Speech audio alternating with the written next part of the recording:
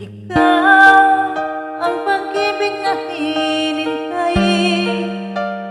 Puso ay nalumbay ng kahit tagal, ngunit ngayon nandito na ikaw.